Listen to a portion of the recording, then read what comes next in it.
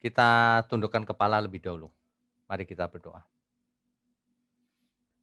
Bapa di surga, tidak terasa kami sudah ada di penghujung tahun. Kami selalu mengandalkan berkat-Mu Tuhan. Khususnya yang bisa mengubah mindset kami. Yang mengubah kodrat kami. Yang mengubah pola hidup kami. Melalui pengertian akan kebenaran. Melalui pengertian akan kehendak Bapa di surga. Kehendak Tuhan Yesus. Bapa pakai program ini, program online ini untuk menarik banyak jiwa. Agar banyak orang yang mendengar, sadar, dan mau belajar. Di sisa umur hidup mereka, beri mereka kesempatan untuk mengerti, untuk tertarik kepada kebenaran. Agar mereka pun diselamatkan. Pakai mulut hamba-Mu untuk menyampaikan kebenaran ini. Hanya di dalam nama Tuhan Yesus kami berdoa. Amin. Malam ini adalah sesi ke-31. Tidak terasa sudah sampai ke-31 ya, banyak juga loh. Abraham, bumi bukan rumahku. Oke. Kita lanjutkan lebih dulu. Ya.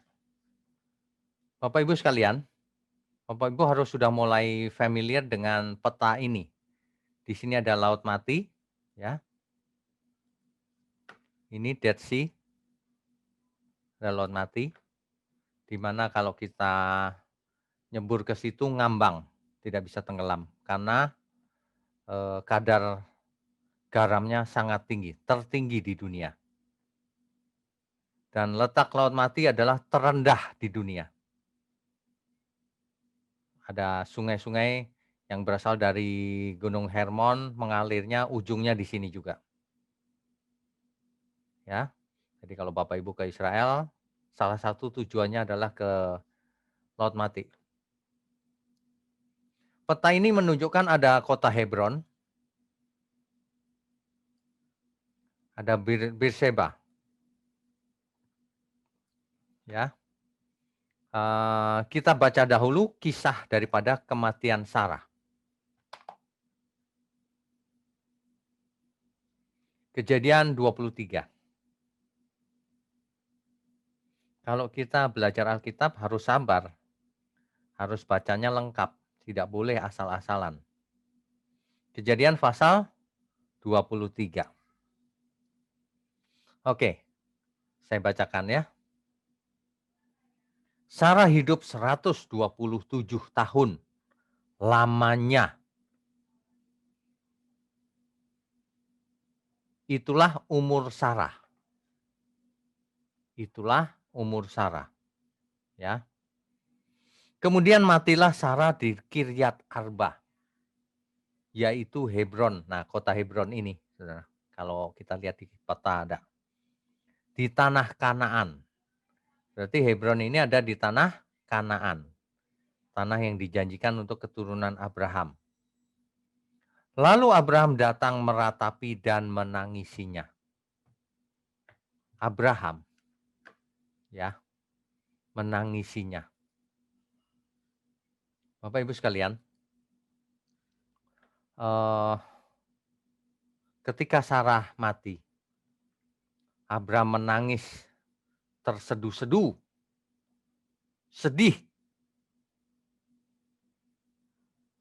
Ia meratapi dan menangisinya.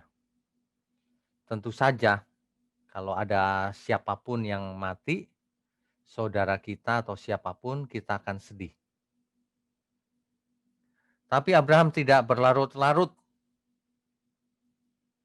Ayat 3-nya, sesudah itu Abraham bangkit dan meninggalkan istrinya yang mati itu. Lalu berkata kepada Bani Het, aku ini orang asing dan pendatang di antara kamu. Berikanlah kiranya kuburan milik kepada aku di tanah kamu ini, supaya kiranya aku dapat mengantarkan dan menguburkan istriku yang mati itu. Jadi Abraham tidak merasa memiliki tanah itu. Ia merasa menjadi orang asing atau pendatang, ya. Makanya ia mau beli dari Bani Het, beli bukan minta. Bani Het menjawab Abraham begini, "Dengarlah kepada kami tuanku. Tuanku ini seorang raja agung di tengah-tengah kami." Abraham itu dianggap raja loh di sana. "Jadi kuburkanlah istrimu yang mati itu dalam kuburan kami yang terpilih, yang bagus. Tidak akan ada seorang pun dari kami yang menolak menyediakan kuburannya bagimu untuk menguburkan istrimu yang mati itu." Kemudian bangunlah Abraham lalu sujud kepada Bani Het, penduduk negeri itu, serta berkata kepada mereka, "Jika kamu setuju bahwa aku mengantarkan dan menguburkan istriku yang mati itu, maka dengarkanlah aku. Dan tolonglah mintakan dengan sangat kepada Efron bin Zohar, supaya ia memberikan kepadaku gua Makpela miliknya itu." Nah, gua Makpela inilah yang nanti akan menjadi kuburan para leluhur Israel, ya, yang terletak di ujung ladangnya. Baiklah itu diberikannya kepadaku dengan harga penuh untuk menjadi kuburan milikku di tengah-tengah kamu. Bukan minta loh. Abraham minta supaya kuburannya itu dijual kepadanya. Ya, kalau Bapak Ibu atau saudara sekalian baca sampai akhir, akhirnya terjadi transaksi memang. 400 sikal perak harganya transaksi itu. Sehingga akhirnya dibeli oleh Abraham seharga 400 sikal perak. Nanti dibaca sendiri pelan-pelan ya Bapak Ibu ya. Dari ayat pertama sampai ayat 20. Ayat 18 jelas tuh. Diserahkan kepada Abraham menjadi tanah belian. Beli. Di depan mata Bani Het itu, di depan semua orang yang datang di pintu gerbang kota. Sesudah itu Abraham menguburkan Sarah istrinya di dalam gua ladang Makpela itu, di sebelah timur Mamre, yaitu Hebron di tanah Kanaan. Begitu kisah daripada Sarah yang mati kemudian dikubur di Hebron, di gua Makpela tepatnya.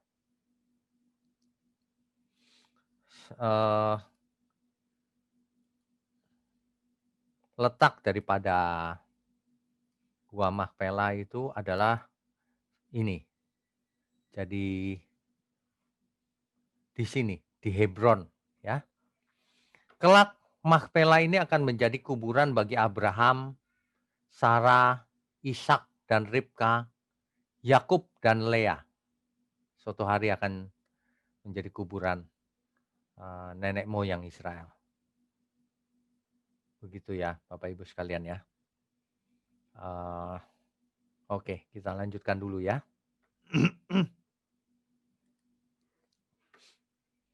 Jadi Bapak Ibu, meskipun Tuhan sudah berjanji akan memberikan tanah Kanaan kepada Abraham dan keturunannya, tetapi Abraham tidak merasa sebagai pemilik. Ia merasa jadi orang asing. Tadi kita sudah bacakan kisahnya, begitu ya. Abraham tahu bahwa sebenarnya yang dijanjikan Tuhan itu bukan di bumi. Ya. Nah, ini menjadi bapak orang beriman. Contoh, prototipe, meskipun tidak sempurna. Nah, kalau mau sempurna, lihatlah Yesus. Begitu ya. Oke, kita lanjutkan dulu. Ketaatan Abraham terlihat sudah sejak awal ketika Tuhan memberi perintah agar ia keluar dari Ur, kota Ur, ke Kanaan. Di sesi-sesi yang lalu kita sudah belajar bahwa kota Ur itu adalah kota metropolitan di zamannya. Di sana ada satu zigurat, bangunan zigurat besar. Dan kita sudah bahas bahwa kemungkinan dari Menara Babel itu bentuknya zigurat. Nah, di kota Ur itu ada zigurat of Ur yang membuat Allah kita marah karena itu menjadi penyembahan berhala di seluruh kota. Ya, Abraham tidak merasa memiliki rumah di bumi. Ini penting. Allah atau Tuhan sengaja memerintahkan Abraham keluar dari Ur. Mengapa? Supaya Abraham tidak terikat oleh suasana kota Ur, yaitu pagan, budayanya pagan. Bapak Ibu masih ingat di sesi yang lalu kita belajar bahwa bapaknya Abraham, Terah, itu pembuat berhala, penyembah berhala juga, pembuat patung berhala. Di seluruh kota itu budayanya pagan, menyembah berhala. Maka Tuhan memerintahkan agar Abraham keluar dari kota itu. Ini menjadi lambang juga sebenarnya, saudara. Jangan kita hidup dalam lingkungan pagan. Artinya cara berpikirnya pagan dan sebagainya. Kita harus keluar kalau mau sempurna imannya. Tapi itu nanti ya, cerita nanti. Kita lanjutkan dulu. Abraham tidak merasa memiliki rumah di bumi ini. Jadi kalau ada orang yang betah tinggal di bumi, nah itu iman yang salah itu. Apalagi yang punya pengertian bahwa bumi akan jadi surga. Waduh, ini melesetnya terlalu jauh. Bumi tidak bakal jadi surga, bahkan sebaliknya bumi akan jadi neraka, ya. Nah, ini yang penting. Kita harus baca perlahan-lahan. Bapak Ibu harus baca kitab Ibrani pasal 11 perlahan-lahan. Kita akan baca perlahan ya Bapak Ibu ya. Ibrani pasal 11 ayat 8 sampai 19. Ayat 8. Saya bacakan perlahan ya. Sebentar saya stop dulu share-nya supaya kita bisa membacanya dengan enak. Ya, oke. Ayatnya yang ke-8. Karena iman Abraham taat ketika ia dipanggil untuk berangkat ke negeri yang akan diterimanya menjadi milik pusakanya. Lalu ia berangkat dengan tidak mengetahui tempat yang ia tuju.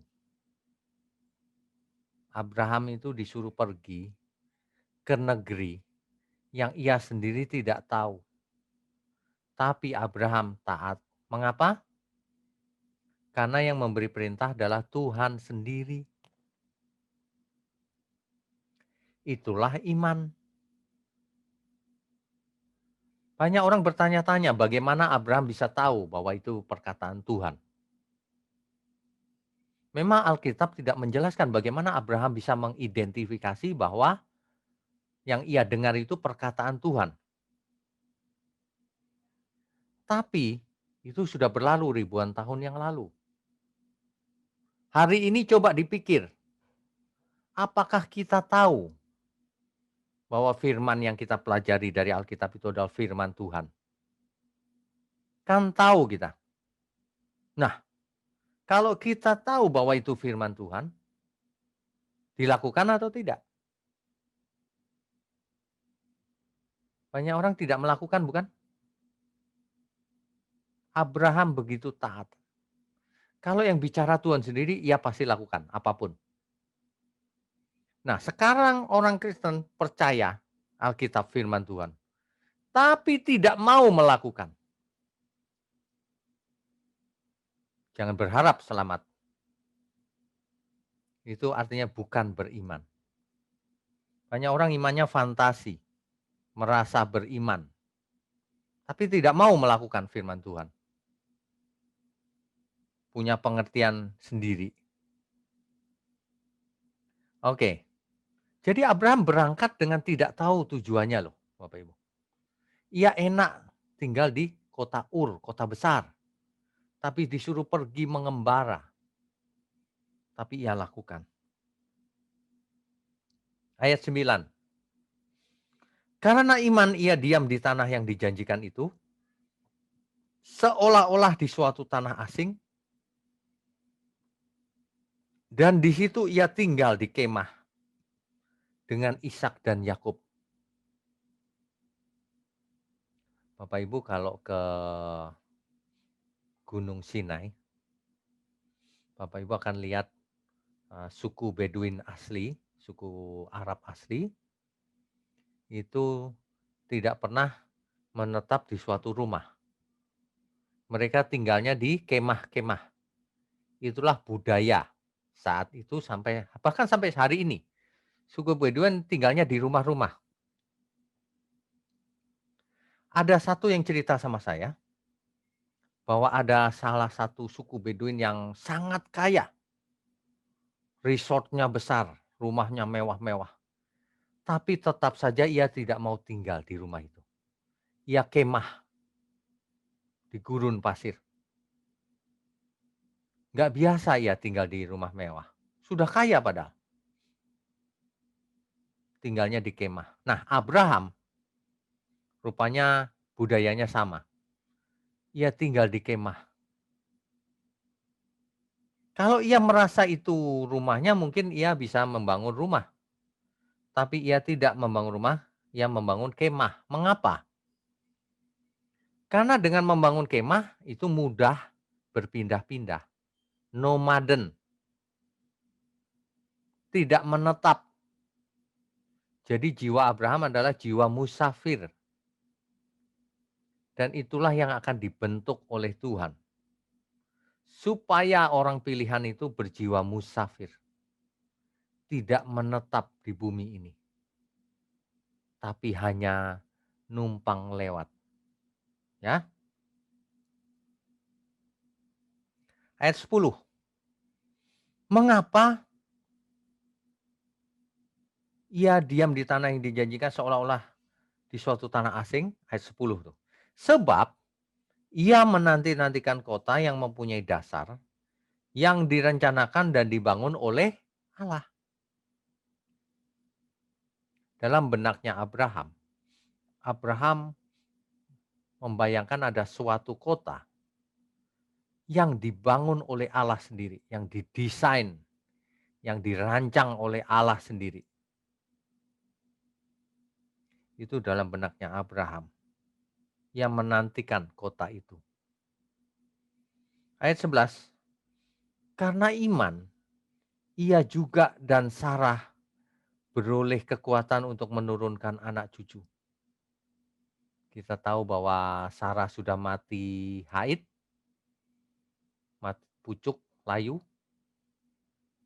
Abraham sudah layu, sudah tidak mungkin punya anak. Tapi karena iman mereka akhirnya memperoleh apa yang dijanjikan itu, anak. Ya. Tetapi yang hanya dari jauh melihatnya dan melambai-lambai kepadanya dan yang mengakui bahwa mereka adalah orang asing dan pendatang di bumi ini. Abraham merasa menjadi orang asing dan pendatang di bumi ini. Mengapa demikian? Ayat 14-nya. Sebab mereka berkata demikian menyatakan bahwa mereka dengan rindu mencari suatu tanah air. Mereka rindu akan tanah air yang didesain oleh Tuhan tadi itu. Ya. Ayat 15. Dan kalau sekiranya dalam hal itu mereka ingat akan tanah asal yang telah mereka tinggalkan, maka mereka cukup mempunyai kesempatan untuk pulang ke situ. Sebenarnya Abraham kalau mau balik lagi, bisa nggak? Bisa. Bisa. Tapi ayat 16-nya menjelaskan begini. Tetapi sekarang mereka merindukan tanah air yang lebih baik, yaitu tanah air surgawi. Tuhan berjanji memberikan Kanaan kepada Abraham dan keturunannya. Tapi Abraham tahu sebenarnya bukan itu, bukan Kanaan di bumi yang dijanjikan. Tapi Kanaan surgawi. Tanah air surgawi. Sebab itu Allah tidak malu disebut Allah mereka. Karena ia telah mempersiapkan sebuah kota bagi mereka. Bapak Ibu pernah baca ayat ini enggak? Rupanya Allah telah menyediakan sebuah kota bagi mereka. Kota beneran, bukan alam roh, bukan. Karena kebangkitan juga nyata. Ya. Ayat 17. Karena iman, maka Abraham tatkala dicobai mempersembahkan Ishak. Itu juga iman tuh. Disuruh mempersembahkan Ishak, dipersembahkan. Yang telah menerima janji itu rela mempersembahkan anaknya yang tunggal. Kita sudah pelajari hal ini di sesi-sesi yang lalu ya. Ayat 18, walaupun kepadanya telah dikatakan keturunan yang berasal dari Ishaklah yang akan disebut keturunanmu. Padahal dia disebutkan begitu. Tapi kok disuruh mempersembahkan Ishak. Ya. Mengapa Abraham rela mempersembahkan Ishak? Rupanya ada penjelasannya di ayat 19. Karena ia berpikir bahwa Allah berkuasa membangkitkan orang-orang sekalipun dari antara orang mati. Bangkit rohnya atau tubuhnya? Semuanya. Jadi bangkit jadi manusia lagi. Banyak orang membayangkan kebangkitan itu rohnya saja. Salah. Kebangkitan itu hidup lagi. Pakai tubuh lagi. Ya. Oke. Dan dari sana ia seakan-akan telah menerimanya kembali. Jadi Abraham yakin bahwa Tuhan akan bangkitkan Ishak kalaupun harus mati Ishak. Itu. Ya, Bapak Ibu sekalian, Ibrani pasal 11 itu menjelaskan bagaimana iman yang sempurna, iman yang lengkap. Kan banyak orang pengertian tentang imannya itu cetek, dangkal. Iman hanya diartikan kalau aku pengen sesuatu, aku imani maka aku dapat. Padahal banyak orang mengingini meskipun dalam nama Yesus tetap nggak dapat. Bukan karena nama Yesus nggak berkuasa, bukan. Karena keputusan akhir memang di tangan Tuhan. Memangnya bisa Tuhan dipermainkan kuasanya. Ya, baca Alkitab yang lengkap. Jangan suka ngarang-ngarang sendiri. Oke, saya lanjutkan dulu screen-nya. Ya. Jadi Abraham tahu bahwa sebenarnya yang dijanjikan itu bukan di bumi ini. Tahu Abraham. Di ayat keberapa tadi?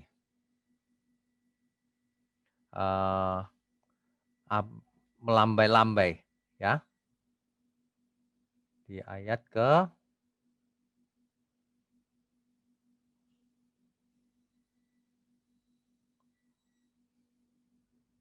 ia rindu akan tanah air surgawi.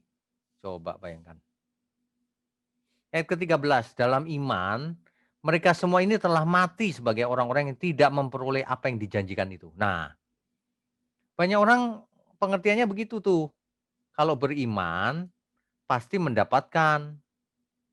Nah, Ibrani 11 ayat 15 perlu dicamkan baik-baik. Dan walaupun sekiranya dalam hal itu mereka ingat akan tanah asal, ayat 13. Dalam iman mereka semua ini telah mati sebagai orang-orang yang tidak memperoleh apa yang dijanjikan itu. Tetapi yang hanya dari jauh melihatnya dan melambai-lambai kepadanya. Dan yang mengakui bahwa mereka adalah orang asing dan pendatang di bumi ini. Ayat 13 ini coba dicamkan baik-baik. Mereka nggak dapat apa yang dijanjikan di bumi ini. Mereka hanya melihatnya dan melambai-lambai, belum dapat. Di bumi ini belum dapat. Apa sih yang dijanjikan yang paling penting? Kekayaan. Kekayaan dunia ini? Bukan. Kesembuhan fisik? Bukan. Yang dijanjikan Tuhan itu apa sebenarnya? Yaitu yang dirindukan tadi. Suatu kota yang dirancang, yang didesain oleh Tuhan sendiri. Kan begitu. Ayat ini eksplisit loh. Jelas. Tidak perlu dijelaskan dengan rumit-rumit. Ya. Oke, kita lanjutkan dulu.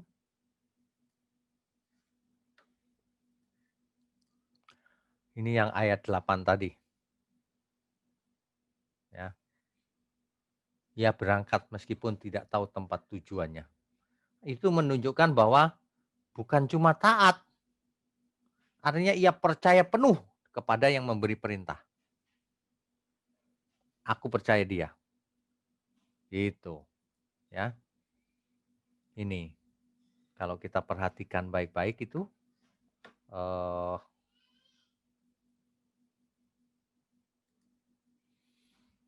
ayat 9 coba kita ulang. Karena iman ia diam di tanah yang dijanjikan itu seolah-olah di suatu tanah asing.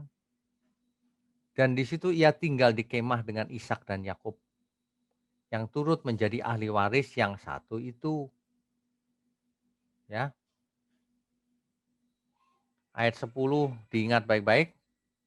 Sebab ia menanti-nantikan kota yang mempunyai dasar, yang direncanakan dan dibangun oleh Allah. Kota itu pasti tidak ada di bumi. Sebab kalau kota itu ada di bumi, maka Abraham sudah sampai di kota itu Kanaan. Kan Abraham sampai di tanah yang dijanjikan Kanaan. Tapi mengapa ia masih menanti-nantikan kota yang dibangun oleh Allah sendiri? Dijelaskan di ayat berikutnya kan ia menantikan tanah air surgawi. Artinya kota surgawi. Ya. Jadi pokoknya kalau ada teologi yang mengatakan Tuhan Yesus nanti menjadi raja di bumi, bumi jadi surga, pasti salah. Ini yang ayat 13 tadi yang penting banget. Dalam iman, mereka semua ini telah mati sebagai orang-orang yang tidak memperoleh apa yang dijanjikan itu. Tetapi yang hanya dari jauh melihatnya dan melambai-lambai kepadanya dan yang mengakui bahwa mereka adalah orang asing dan pendatang di bumi ini. Jadi dari bumi mereka hanya melambai-lambai. Kota itu tidak ada di bumi. Orang asing dan pendatang, teks aslinya dipakai kata senoi. Senoi itu kalau dilihat di leksikon atau kamus, artinya strangers, orang-orang asing. Dan dipakai kata parepidemoi. Parepidemoi itu artinya pilgrim salah satunya. Pilgrim itu apa, saudara? Ziarah. Jadi sebenarnya kita hidup di bumi ini seperti orang sedang berziarah. Bukan untuk tinggal tetap. Sedang berziarah. Ya. Di arti yang lain temporary resident. Jadi kita tinggal di bumi ini bukan sebagai permanent resident. Kita tinggal di bumi ini sebagai temporary resident, penduduk sementara. Atau sedang berziarah. Makanya kalau orang di bumi sombong, kejar kekayaan, tidak mau belajar kebenaran, tidak peduli Tuhan, tidak takut Tuhan. Itu orang bodoh sebenarnya. Sebab sedang berziarah tapi dia malah melakukan yang lain, bukan berziarah hidupnya. Hidupnya tidak dipersembahkan untuk Tuhan. Padahal di bumi ini temporary resident. Ya. Oke. Jadi yang dirindukan itu suatu tanah air.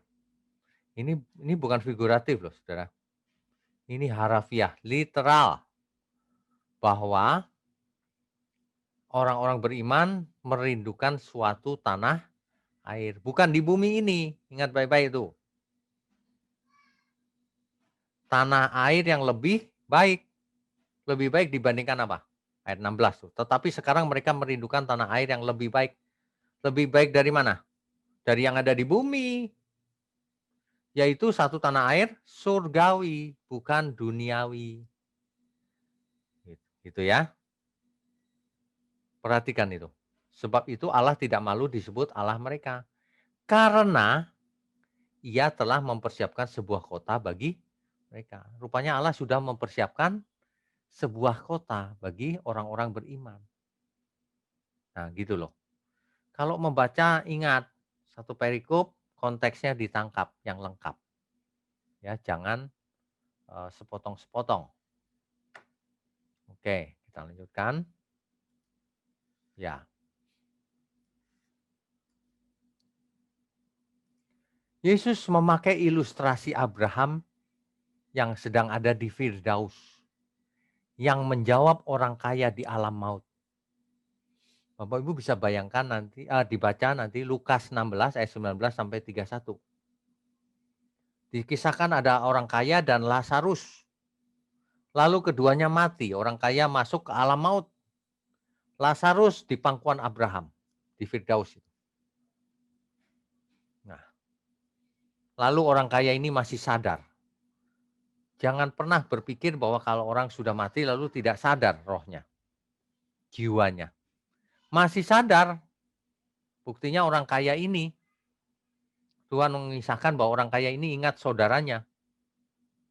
Dia mau kasih tahu saudaranya supaya tidak masuk ke alam maut seperti dirinya.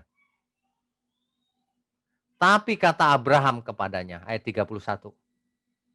Jika mereka tidak mendengarkan kesaksian Musa dan para nabi, nggak mau dengar Alkitab, mereka tidak juga akan mau diyakinkan sekalipun oleh seorang yang bangkit dari antara orang mati.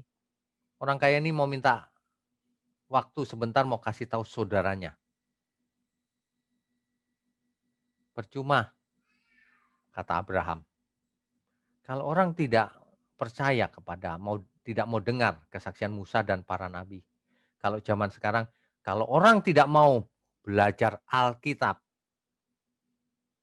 dan para hamba Tuhan yang benar, tidak semua ya, pengkhotbah benar, yang benar sesuai Alkitab, untuk apa orang dibangkitkan untuk mengkhotbahi mereka lagi? Mereka nggak bakalan percaya juga.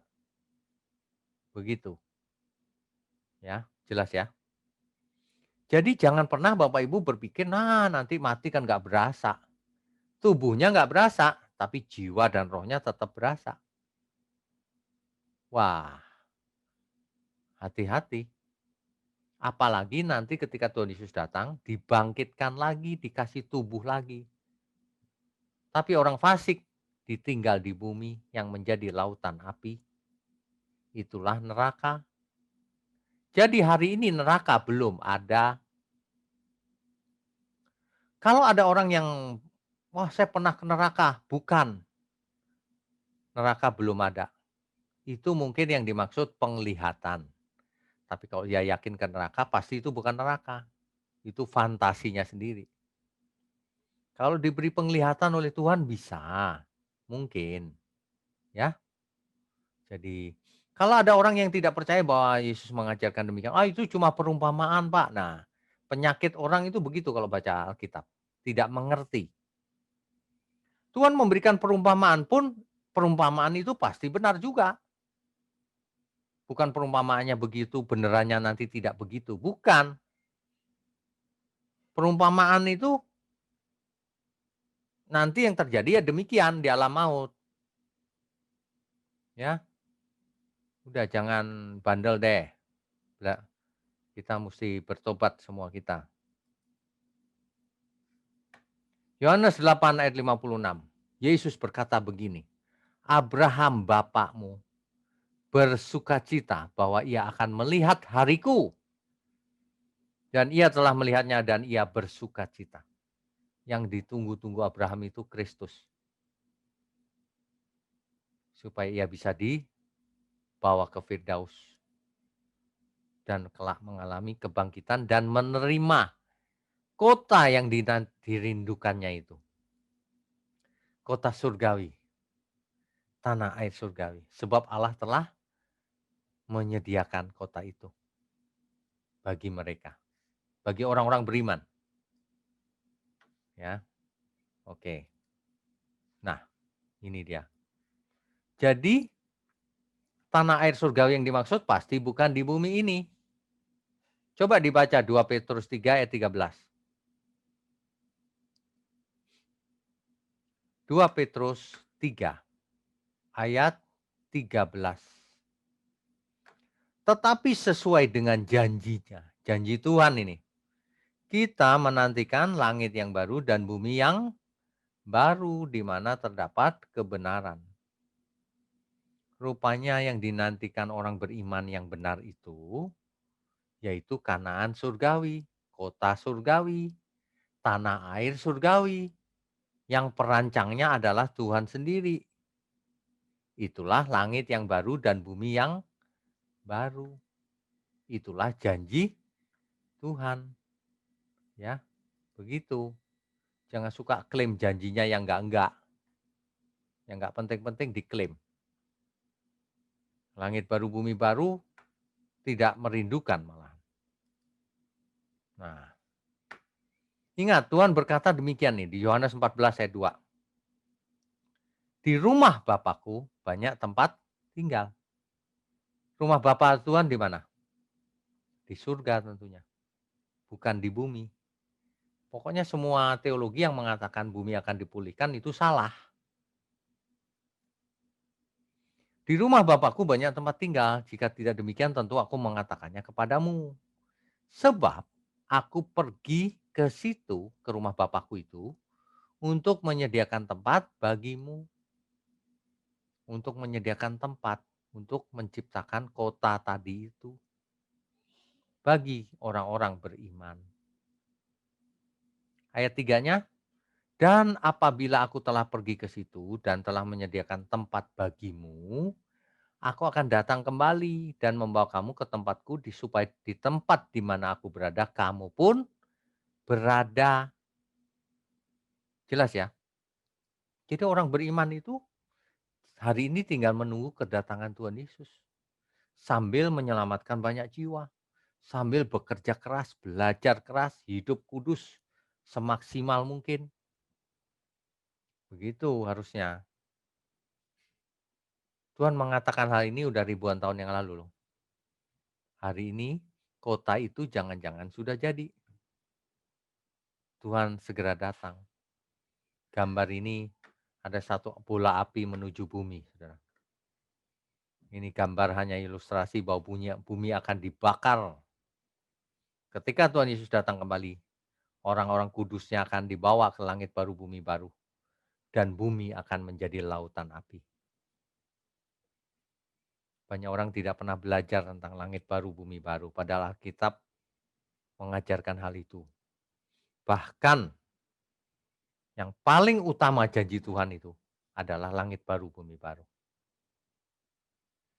Ya, oke. Oke. Nanti tanggal berikutnya tanggal berapa ya? Tidak ada libur ya Bapak Ibu ya, kan nggak kemana-mana juga. Sesi 32 itu jodoh untuk Ishak. Ada apa? Prinsipnya bagaimana kalau dihubungkan dengan hari ini? Nah, ada banyak yang harus kita pelajari memang.